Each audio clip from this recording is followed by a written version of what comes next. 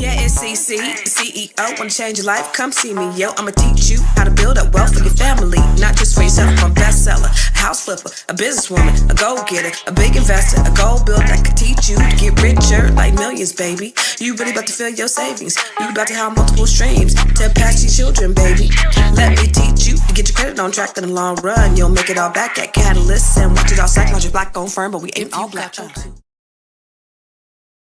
What's up, everybody? What's up? Come on in, my friends. Welcome to the Grow Your Money podcast, where we talk about how to grow your money and not blow your money. Because if you blow your money, it ain't a damn thing funny. Yes. Come on in. Listen, you know that you are all family to me. This is a dialogue, and it's certainly not a monologue. What does that mean? What does it mean when I say that? It means that I want you to talk back to me, and I want you to talk black to me. Why? Because I enjoy talking to you. That's why I come here every day. Not only do I want to educate you, but I'd like to dialogue. I like to converse. You ever hear people say conversate? Is conversate in the dictionary, by the way? You know, I don't know when I hear professional people say conversate or conversate is one. It gets on my nerves. But anyway, I'm here to converse with you and not just talk at you, but talk to you, talk with you, and then share some things with you and for you, because it's all about community building. That's what I'm here to talk to you about every single day.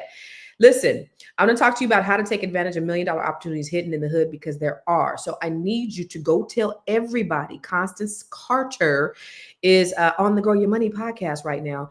And let them know that we're talking about real estate investment opportunities because there are real estate investment opportunities out there. But before we get into it, I want to shout out the Black-owned businesses. So if you are a Black-owned business, if you have a Black-owned business, put it in the comments. Why? Because I want to make sure that we celebrate you, number one, right on, because it is hard being a business owner. But number two, I want to make sure that we support you. So celebrate you and support you because, you know, if we don't patronize our own businesses, we're not going to make it. And so we have to work together in order to build ourselves out of this 400-year deficit that we've been in. That's one thing. The other thing is I always like to see where the people are watching from, because I know we have people that watch from all over the world, whether they're here in the DMV where I'm at, or Cali where I'm from, or Chicago, or sometimes I think yesterday we had somebody in Canada. We have people watching in Africa, Asia, in Europe. I love it. So where are you watching from? I see Miss Sophia is watching from Stockton, California. And oh, by the way, Miss Sophia just closed escrow on her home. So, and I appreciate you. Now I'm in the DMV area. She's in California, and we still made it happen. And so thank you for allowing me and entrusting me to work with you to get that done for you. So I certainly appreciate it. I mean, it's great when you have people that take care of business and always, you know, they have everything that you need. And so we were able to close like quick. What's up, James Higg? What's happening? What's up, Nita? Conversate is not a word. I think, James did a hit dog holler. So James, I'm gonna go ahead and put you on blast, Mr. James. You were in the Bring Your Idea to Life training, and you said conversate, and I had to say, maybe credit a little bit. Because it's converse, and I think I corrected you with the class because you showed it say conversate. It is not a word, sir. Conversate for a few, because that's the only time you should use conversate is when you quoting, when you rapping Biggie. Because in a few, what we got to do. Wait, conversate for a few, because in a few we gonna do what we came to do. Ain't that right, boo? True. So that's the only time I want to hear you use the word conversate, buddy. Don't say we out here conversating, because we ain't conversating. Okay. All right, biz strategist Sandy, thank you for joining us. Thank you, and I appreciate you sharing all the way from Georgia. Thank you, ma'am. Thank you, miss. What's up, Sharon Williams from Infinite Life in Philly? What's happening, Philly? Yep, it didn't take long. What? I'm not clowning, James. You guys tell everybody what we doing today. Tell everybody we talking about real estate investment, okay? And tell everybody to don't use the word conversate. So I want to tell you, because listen, y'all, 80% of wealth in this country is generated through real estate. And I don't know if you know anything about me. If you know anything about Constance Carter, know this. I have sold a lot of real estate. I have sold thousands of homes. I built the largest Black-owned real estate firm in California. And I've made a lot of people a lot of money. because when I help them to invest, it's not just about them purchasing that one property. It's about looking at their whole entire portfolio. What is your wealth plan? How do we get you from point A to point B? Because I don't want you to just buy a house. I want you to build a portfolio. And so that is the approach that we have when we're helping you with your home ownership needs. It's not just putting you in a house and then calling somebody else and then calling somebody else. No, we need to strategize, because the only way that we can insulate, we got to play the game. We got to be able to play the game. And so I've made a lot of people a lot of money. I've been able to, sell a lot of homes, build a great business, help a lot of agents. And I'm still able to help people. I'm licensed in DC, Maryland, Virginia, and in California. So that's the reason why I'm an expert at this. Like, I am an expert. Like, real estate is my judge. Like, I know real estate. And so I want to help you to be able to do it. And see, a lot of people think it's like this big thing that you're unable to really accomplish or attain. One of my goals early on when I first got my real estate license was, I remember talking to my brother, my older brother, and he never thought that he can purchase a home. He didn't think that it was in his plan, in his life plan, to buy a home. And there are people like that, you guys. I don't know if you guys know, but there are people out there that think that they are just resigned to renting for the rest of their life, and they're okay with that. And it's not like it's not a bad thing. They just think, they don't even think beyond what their current situation and their circumstances. And one of my biggest goals when I first got my license is, I want to help my brother to be able to own a home. And so I've helped everybody in my family get homes. And now a lot of them are investors. They own multiple properties, and it's a beautiful thing. And so that's the blueprint. My kids have properties. By the time my daughter was 22, she owned her second property. I gave my son the keys to his first property at 18. Still have yet to buy my other two their properties, but they're coming. So these are things that I really intrinsically believe in, because again, 80% of wealth is passed through real estate, and then 90% of wealth in this country is passed intergenerationally. And so the reason why the wealth gap is so wide is because we were shut out. We were shut out of the wealth building opportunities. What's up, Miss Evette Stevens in the Grow Your Money Club, who's also part of the B1 Real Estate Mastery Training, which is also a class that I teach, which I think we got class tonight, right, Evette? I'm going to see you tonight. Yeah, we got class tonight. Yes. So I get on here when I don't have any notary signing appointments. And so that means you out here signing people that are, oh, my son is cleaning up his room. I just heard the vacuum. Look, ain't God good? That means that you out here helping people. You are a part of the solution of helping us to close the wealth gap. Let me tell you something.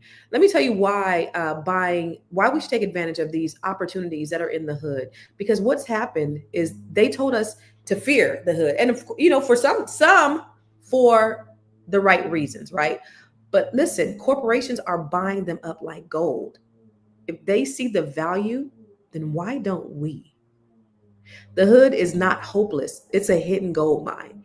And so what I want to break down for you today is, I want to break down how you could take advantage before they lock it up for good. But I want to tell you how it got this way, because I always like to give you the historical perspective of how we got here, why we're here, but how we can take advantage and how we can empower. Because listen, if you go to the hood, if you go to Black communities, and all Black communities aren't quote unquote the hood.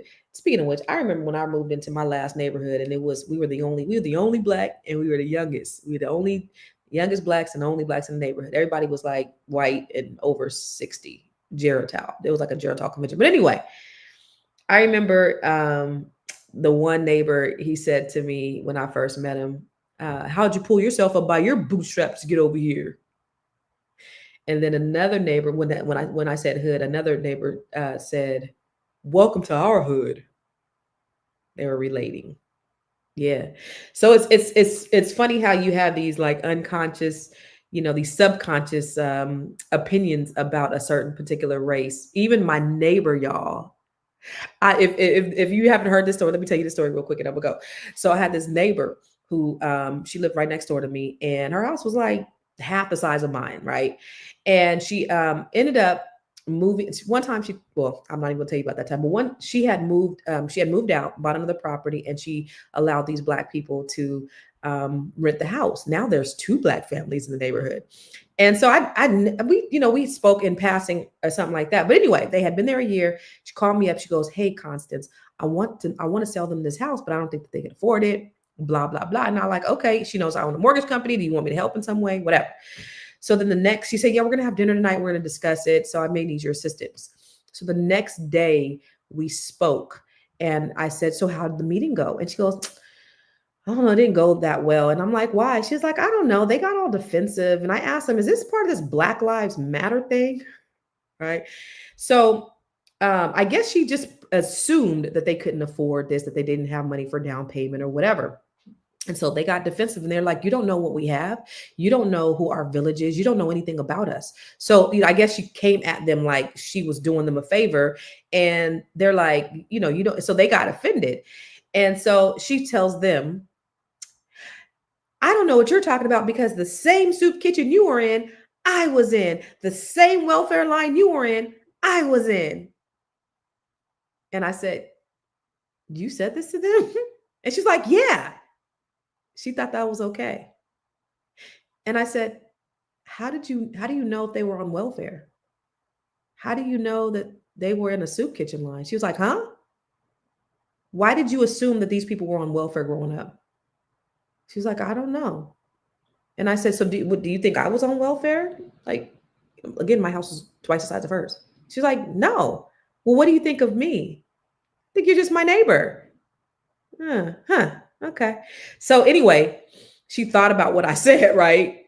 "Why do you think that they came for?" So the next day she texted me and she was like, "Oh, I still probably have the text on my phone. I am so sorry.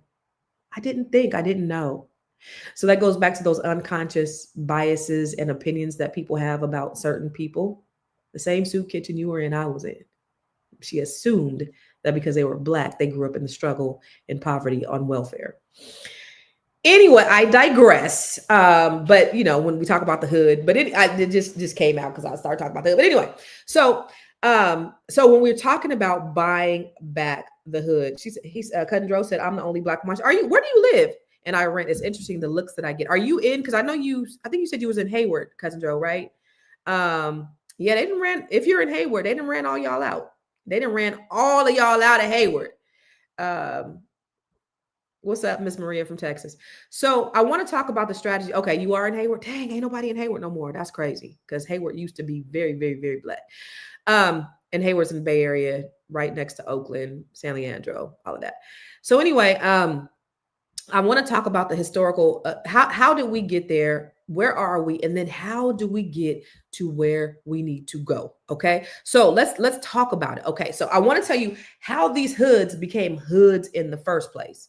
So back after Reconstruction, then you had the Great Migration of the South. So people from the South were like, "Go north. There's jobs out there. There's factories out there. Go to Oakland, go to LA. You can work at the shipyards because they had the longshoremen, or go to Detroit and Chicago. They have the car factories, or go to DC and get the good government jobs." They came from the South. And so what happened is you had Black people starting to populate the inner cities, they're getting these jobs. And then you have what's called white flight.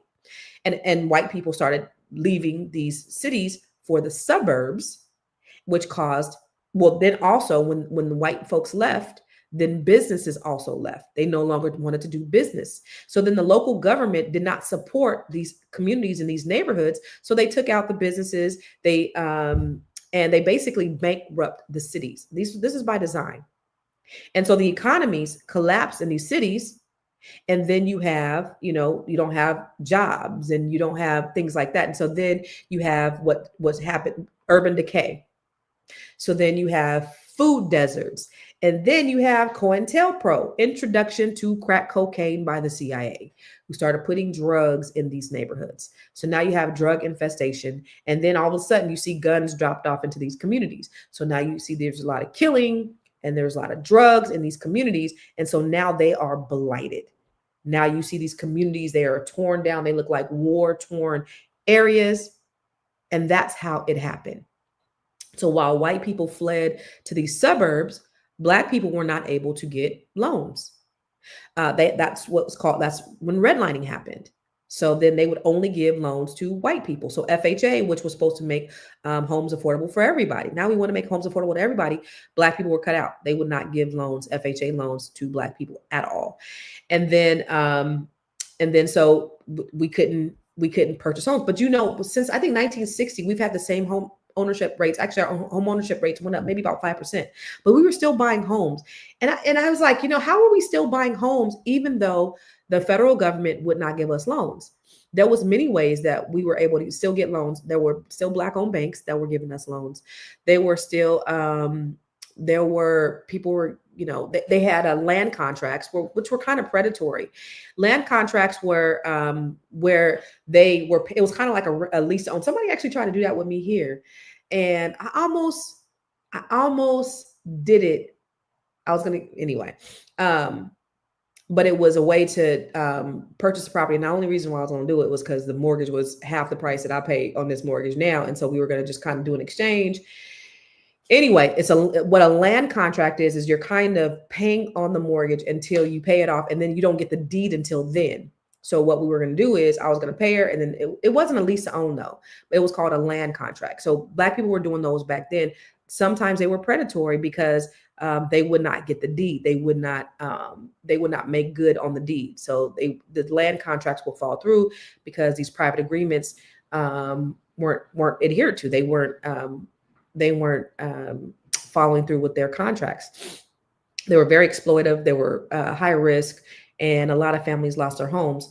But there were Black-owned banks, there were credit unions that were still giving Black people homes. And then there were cash purchases. Some were able to do it through inheritances. Some people pulled together to purchase homes, just like you see a lot of the Asian community and the Hispanic community doing now. They're pulling their funds together so that they could, and it's a lot of them living in houses. And let me tell you, I grew up in San Jose, California. And I remember we used to laugh at Asians. I'm not even going to front. We used to laugh at Asians because it'd be like 15, 20 of them living in one house. They was on each other, stack. And we'd be like, 20 years later, they own San Jose. They own everything in San Jose. While we laughing, it's 20 of y'all motherfuckers living in the same house. You can't go nowhere and see that there's not a strip mall owned by some Asians. They know how to do it. And so we did do that back in the day. We were more community minded. Now, we can't live with nobody. We shooting each other. A lot of times, some of us over toilet paper. You drank my water. These are things that I've seen and that I've seen myself with my own eyes, just how some of us can't get along and look at the bigger picture. And I think if we had a plan, I think, just living together just for the sake of living together is not the solution. But if we have a plan, say we have a 10-year plan. Okay, y'all, we're going to live together. We're going to stack our cash. We're going to put all of our money in the pot.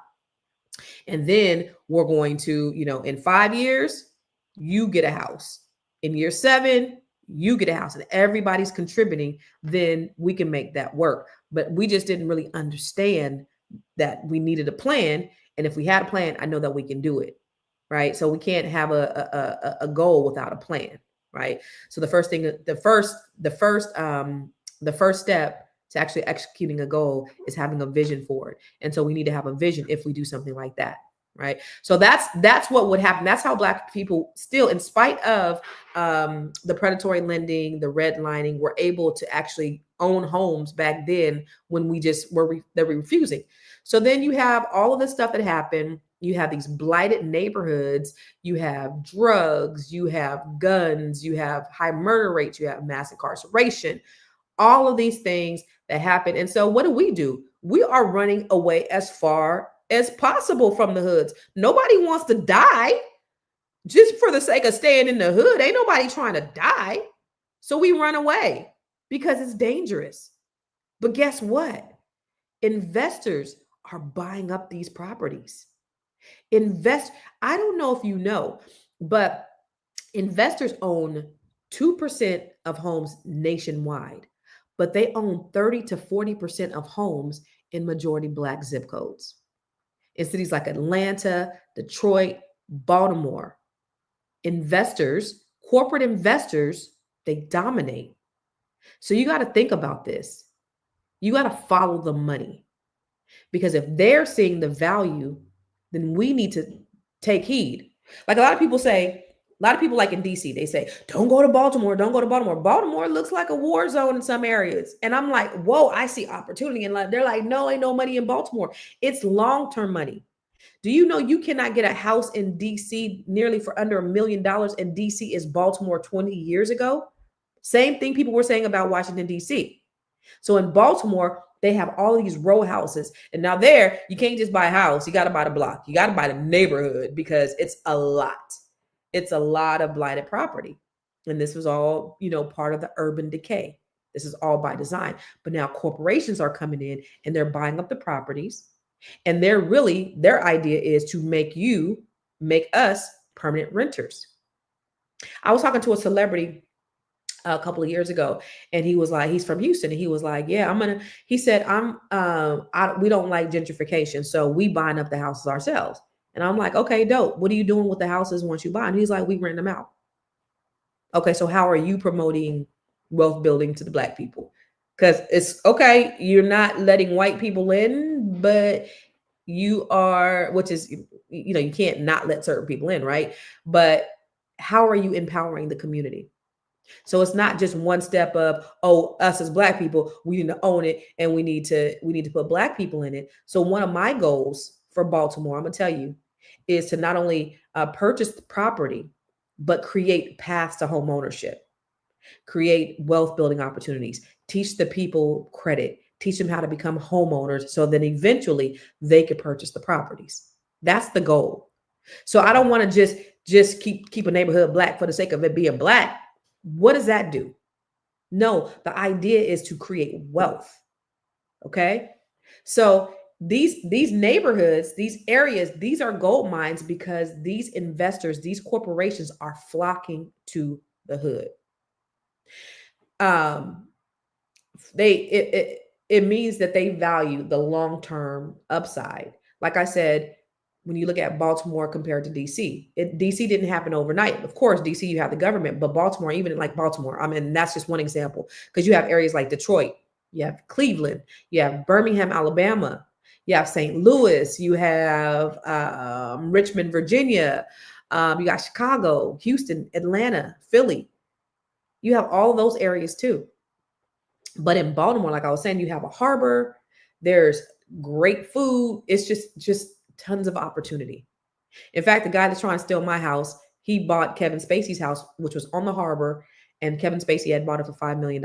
So there is value in places like that. And you got to just know the areas. So how do you purchase these properties in these areas? There's several different ways. So land banks. I don't know if you know, but what a land bank is it's when a property is owned by that local municipality. You can purchase a home from a land bank for pennies on the dollar. Sometimes $500, sometimes $2,000, sometimes $5,000, sometimes $30,000. So you got to go to see where the land banks are. Now, there are people that are teaching this and they're making a lot of money from it. And you don't need to take a class to learn how to buy a property from a land bank. But what you do need is you need to know what their rules are once you purchase it. Because what I used to see back in the day when people were buying property in Detroit, they didn't know what the hell they were doing.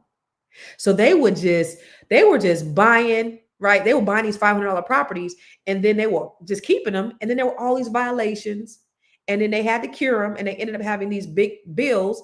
Well, you gotta know that if you're gonna buy these properties, there may be violations, there may be permit, there might be issues with it. So you have to know what it is that you're doing when you buy it. And I talk about this in the B1 Real Estate Mastery Training. Is how do you properly go through the proper channels to make sure that you're purchasing a property free and clear, that is equitable, that you could transfer, that you could flip, hold, buy, whatever you need to do, that you could live in it, occupy it, whatever you need to do. You need to make sure that that's all completely done. Okay. So that's what you do need to do. But you don't need a training to teach you how to buy a land bank. You go to the land bank and you buy the property. Okay. Another way you can do it is through tax deeds or tax sales.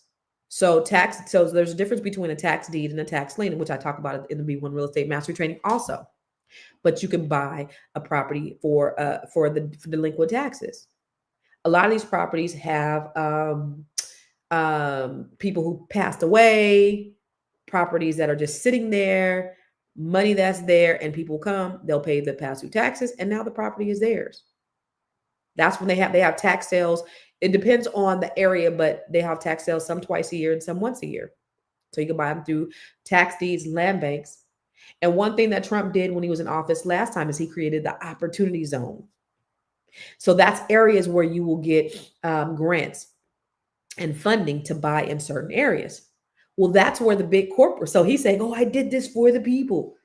The only people who were really taking advantage of opportunity zones were who? What do you think? Corporations.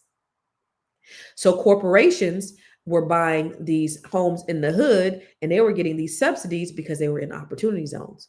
Well, guess what? The reason why most of you aren't doing them is because you simply don't know about them. So you have opportunities to purchase properties with opportunity zones. And then there are also community development grants. I talk about that in the B1 Real Estate Mastery training as well. So those are ways that you could actually acquire these properties, but you have to know what to do with them. So some of the things that I teach, because it's important. I mentioned this yesterday. So if you didn't see yesterday, where I talked about credit in the beginning, I was ranting and raving about, excuse me, one second. Sorry, getting congested. I was talking about business because that is an important foundation that you need to have on if you're trying to be an investor, is you need to make sure that the foundation is solid. And how does the foundation get solid? Is creating businesses, and that's sustainable businesses, not a business, but a business. Having your infrastructure together, making sure your entity is tight, making sure you limit your liability, making sure you have tax protection and tax shelters, things like that. That's what's important. So you get in these properties and you're just buying them all willy-nilly. You don't really know what you're doing. You need to have a solid infrastructure. So buying it is cool. Go to the land banks. You can buy your property. But then what? How do you minimize your tax liability? How do you make sure if something happens on that property, now you're the owner, you get sued? How do you make sure that you don't lose everything? Those are also important factors. So when people are teaching you how to buy multi-units or how to buy tax sales, they're not teaching you how to create businesses and protect yourself. That's also a very important factor, extremely important factor. Okay.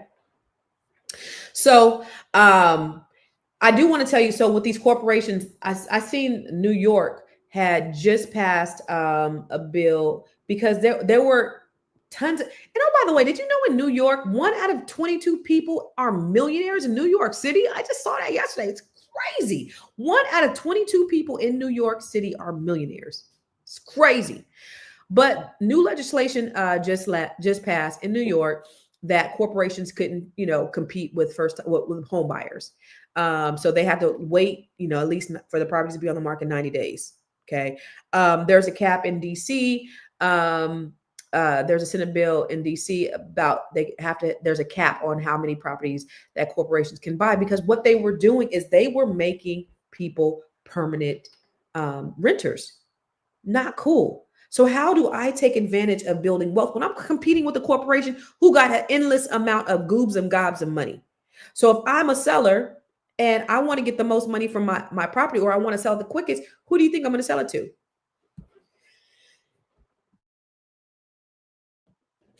Whew.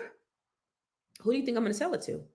I'm going to sell it to the highest bidder, or I'm going to sell it to the person who offers me the best terms. Sometimes the highest price is not the best term for me, because what if I just want to get out of the property in 2 weeks or 2 days, and a corporation is able to do that? And so you have that person, that corporation that's competing with the home buyer. That's not fair.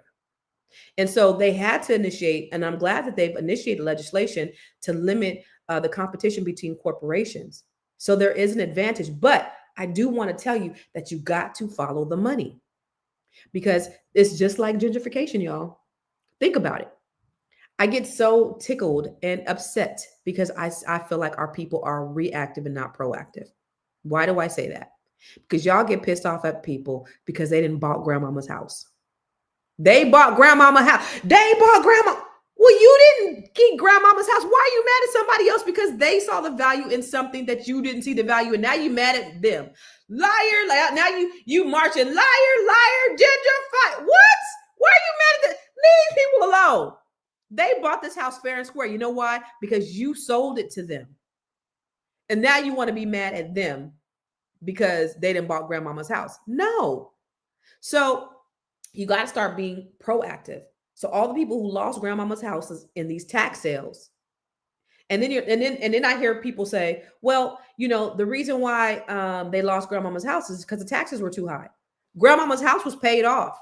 You mean to tell me you couldn't pay a $2,000 tax bill for the year, or a $3,000 tax bill for the year, or a $5,000 tax bill? You couldn't divide that mug up by 12 and pay it off. You couldn't go make arrangements with the tax assessor to take care of the tax bill. You couldn't do that. No, you can't take responsibility for losing grandmama's house. No, it's your fault while people are coming into your communities. DC used to be Chocolate City. It is no longer. It is Caramel. It is Swirl City. My daughter has her property is near Southeast DC, where it is totally gentrified. You cannot find a home over there under $1 million. It's crazy. And so it's because people have, they've allowed people to purchase their grandmama's houses that were paid off. And now you mad because now the neighborhood looks different. Or the remaining people who are still left in the neighborhoods like you, Cundro, they looking at them like they crazy. Like, what are you doing here?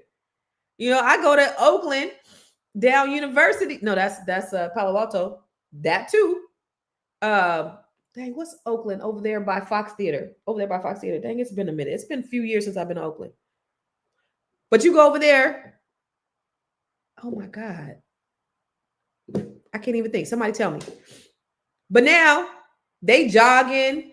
They got their big dogs. Somebody said they big dogs. They got their big dogs. They jogging. They pushing strollers. And they looking at you like, the hell you doing here? Where am I at? Am I in Oakland? They had a little townhomes now where the hood used to be, because you sold your property. Don't get mad at them. Get mad at yourself. Okay? So you have to be proactive and not reactive. And so now what I'm telling you now is, okay, y'all done lost grandmama's house. You done missed out on some opportunities, but there are still opportunities in the areas that you can still purchase at, but you got to want to do it. You don't want to do it. And I understand you don't want to die. So you don't want to live in areas where you're going to die, but there are still opportunities. Many of you are, you work remotely. You're able to purchase property anywhere. And you're renting somewhere. Perhaps you could purchase in an area that's not dangerous, but that is an area that has low entry point, because you don't want to rent forever. And even if you become an investor, say you become an investor, which is not a bad thing, it's a good thing, because I'm an investor. Do you know, since I've been renting my properties, rent has never gone down. It's only gone up. Rent will not go down. Rent has never gone down in the history of this country. It's only gone up. And so I'm seeing people who are buying homes with rent less than rent. They're renting more than what people's mortgages are. It's crazy. When I first moved here, I was renting a townhome, $4,000. Yeah. And I did it for much longer than I wanted to do it for. I only wanted to rent. When I came down here, I was like, and it was crazy. Let me tell you why it was crazy. When I first moved here, I was like, okay, I want to get a lay of the land. I want to see where I want to live. I don't want to buy just yet. I'll rent for a year. And I was looking and looking and looking, and I kept getting beat out. And so they were offering more money. And I'm like, look, I got great credit. I got money in the bank. I'm getting beat out. How? So I offered, they were actually it was renting for a little bit cheaper. I offered more, and I offered to pay 12 months in advance. That was the only way I was able to get it, because the rental market is so tough. So for you people, and I'm not, that is not a flex, because for me to be in real estate, even though I own other properties and I hadn't rented in 25 years, I only wanted to do it for a year. I ended up doing it for 2 years and a few months. How much did I ended up paying in rent? In something that I got no appreciation on. That makes me cringe. Over 100. Wait, so 48,000 times 2 plus a few more months. That's over $100,000 that I put in something that didn't appreciate. So for you guys, y'all are renting on average. You guys are paying $3,000 a month these days, $2,000 a month. That's $24,000. Think about this. An average time that a person stays in the house is 3 to 5 years. So if you're renting for, say, $2,000 on the low end, because rent is high these days. On the low end, you renting at $2,000 at 3 years, right? 24,000 times 3.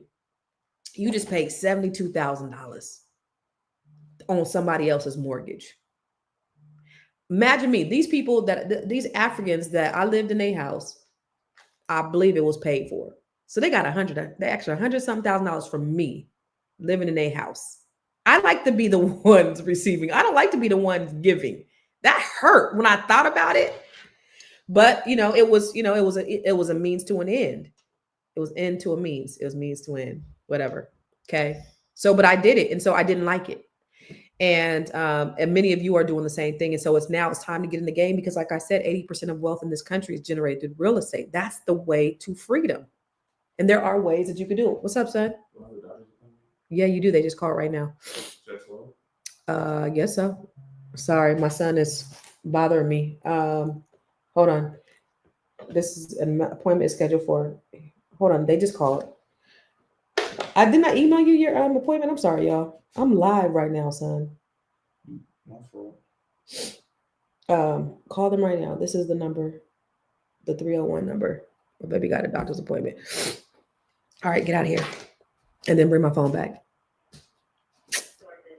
That's what happens when you're live with kids in the house. So there are opportunities. There's more time for families and first-time home buyers to act. So now it's time to act. Okay. The good thing is there is because of the interest rates being where they are, there's less competition. What does that mean? There's more incentives for you to buy because most people are reactive and not proactive, like I said. So because the interest rates are higher, they're never going to be. I got 2 and 3% on some of my. I was telling my daughter last night, we got 2 and 3% on some of our other properties. But I don't got no 2 and 3% on this high ass damn near $1 million property. I don't know, it's high. Okay. And I mean, it is what it is. We're never going to see a 2 or 3% interest rate today. We'll never see that. But you just got to go with the flow. And if the rates lower, then you can refinance and you can reduce your payment. But the thing is, you have less competition because people are going to wait until the interest rates drop. And then when they wait, guess who else is going to wait? Somebody else. And then that brings more competition. And eventually that's going to increase the price of the houses. So you're actually hurting yourself by waiting because you're actually going to end up paying more for the house because you waited. Because now when you have more demand than supply, it actually drives up the cost. So you want to wait until I'm going to wait till the rates go down. Well, everybody else waiting until the rates go down too. And now you got competition. And now you just pay more for the house. Why don't you get in now so that you can, so that you get locked in? And if the rates drop, great, I'm locked in. Now I can reduce my payment because I refinance. Warren Buffett said that buy when everybody else is selling and sell when everybody else is buying. Don't go rushing to buy when everybody else is buying. But if you want to do that, that's cool too. I'm licensed in DC, Maryland, Virginia, and California. Holla, I own a mortgage company as well. Whenever you want to buy, that's cool. But I'm just saying, whatever it is, don't wait, don't delay. If there's an opportunity, one thing for me, I'll tell you, when I was in 2008, because I filed bankruptcy in 2009, 2008, I was a top real estate broker in Stockton, California, which was the central place for foreclosure. Number one place for foreclosures in America was in Stockton, California. I was selling like 300 homes in a year. And I couldn't even buy none of the homes. I had more month than money. I couldn't afford when these houses, these $300,000 houses was $50,000, $25,000. It was a fire sale, which we'll never see again, by the way. I couldn't even buy none of that. And I said, there will never be an opportunity that presents itself like that I'm not able to take advantage of. I never want to be in that position again.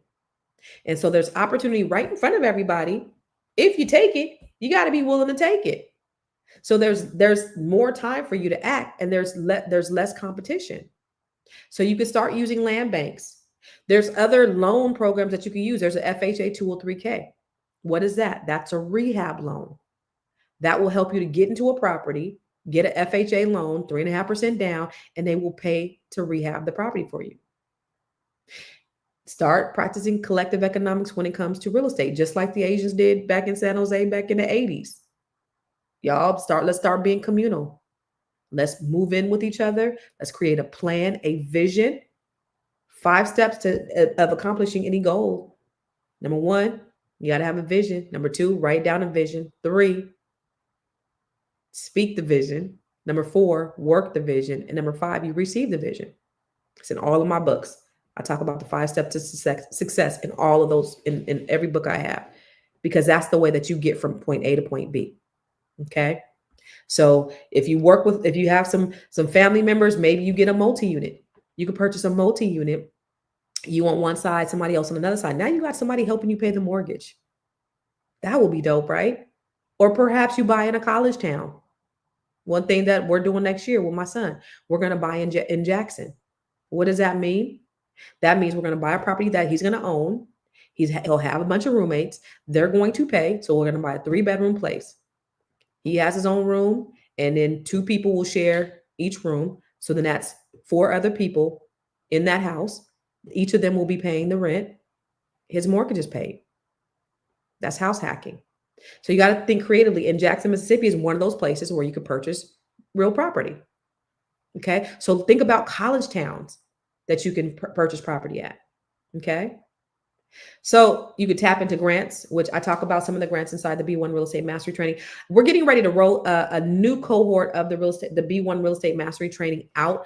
And I believe we're going to be doing it sometime in August. I believe I got to get with Dr. Boyce and see when we're going to be rolling that out. But in this training, these are the things that I'm trying to help you do. But it's not just you guys buying these properties. It's really creating sustainable businesses, because a lot of people are out there doing this and they have no idea what they're doing. They don't have no strategy. And you got to have a strategy, even an exit strategy.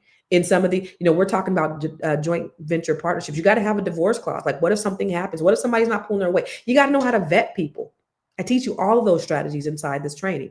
So that'll be coming up. It's not up yet, but we're talking about it. I was supposed to get my stuff over to Boyce this week, actually, to start advertising it, because we're going to be restarting the new cohort in August.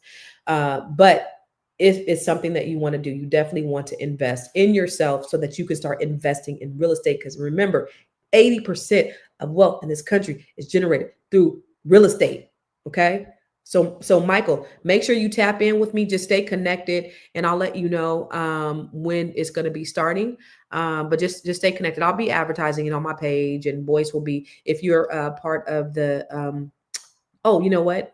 Text Constance to 87948. Text Constance to 87948. And so once, I'm glad you reminded me.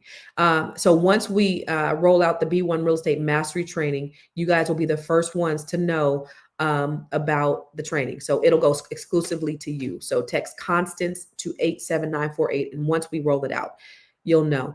But it has been an amazing, like I said, Evette is in. A lot of people who are watching now are part of the B1 Real Estate Mastery Training. But I just want to help Black people just create sustainable businesses. I don't want to tell you to go out there and just buy a bunch of property all willy-nilly. I want you to create sustainable businesses, because that's what you pass on to your children. That's the legacy that you pass on to your children. Okay. So I see you interested, Donnie. Awesome. What's up, Mary Angelique? You interested? What's up, Deborah? Oh, thank you. Thank you. These raggedy ninjas. I'm going to tell you something. No, I'm not going to talk about them right now, because they make me sick. Anyway. I think that is all I wanted to talk to you about today. You guys, don't just invest where it's easy to invest. Invest where it matters. Build what you want your children to inherit. Okay. So listen, the hood was never the problem. The hood was never the problem. The problem was that we stopped seeing the value. And now that we're seeing other people see the value, now we're being reactive, but we got to be proactive, because now that we know better, we have to do better. So while they buying it to flip it, we need to be buying it back to build it. This is part of the blueprint to closing the wealth gap. This is about power. This is about legacy.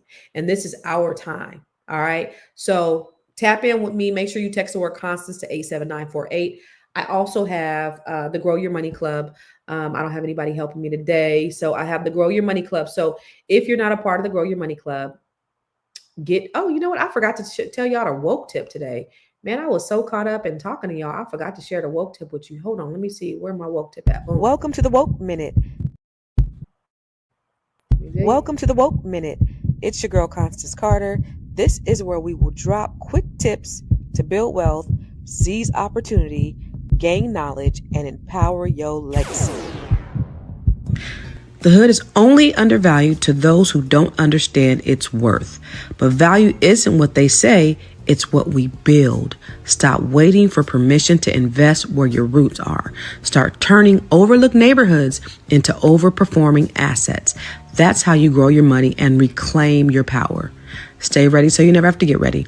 That's your woke tip, because when you stay woke, you stay wealthy.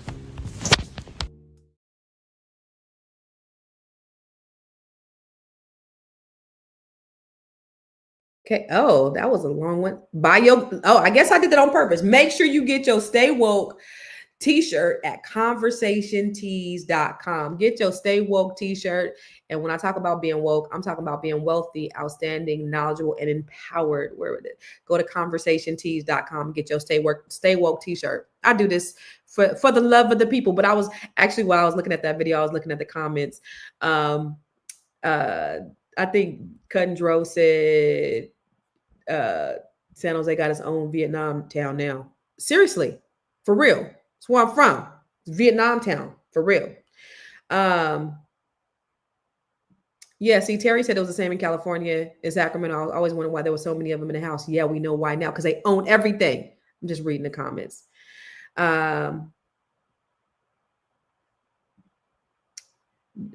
Black American Television and News Information said Detroit is in the condition it's in because too many Black people were middle class by working for plants. The elites decided to end the economy.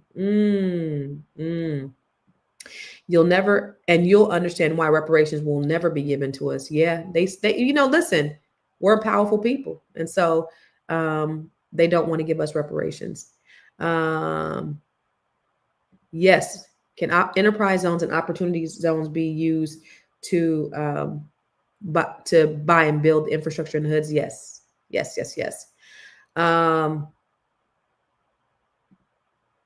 Yep. So she just said the same thing. Yeah. What else? This is Trump's plan he had for Black America. We would have had this, but we did not vote for Trump, so we did not get it. So does that mean that we don't get it just because we didn't vote for him? So he didn't vote for me, so I'm not going to give it to you. Like, that's crazy. Okay, I'll look at interviewing them and how they're rebuilding Baltimore, because I heard about them too.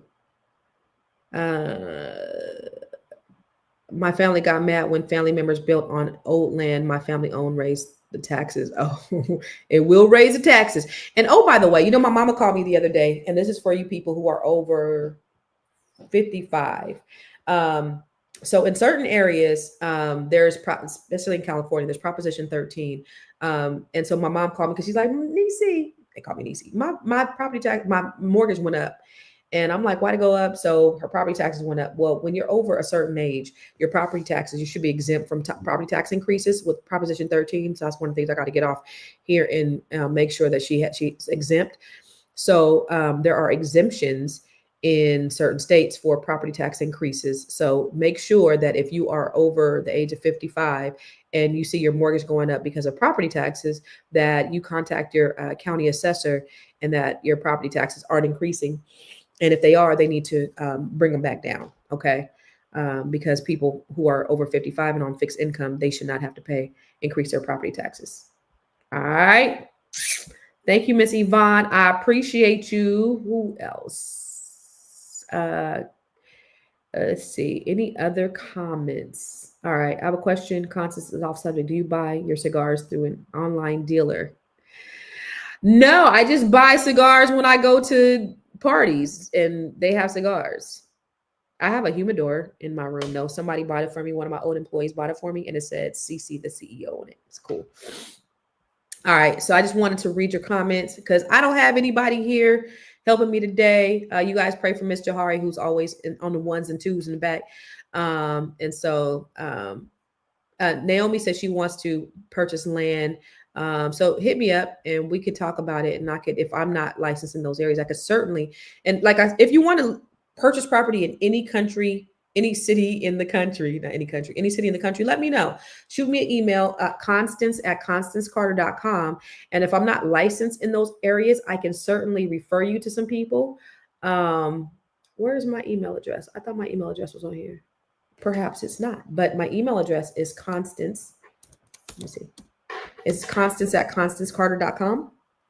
Shoot me an email, like wherever you want to buy, and I will find somebody, or somebody on my staff will find somebody for you. They'll vet them first, make sure that they are qualified to work with you, and then we'll connect you with somebody wherever you are locally.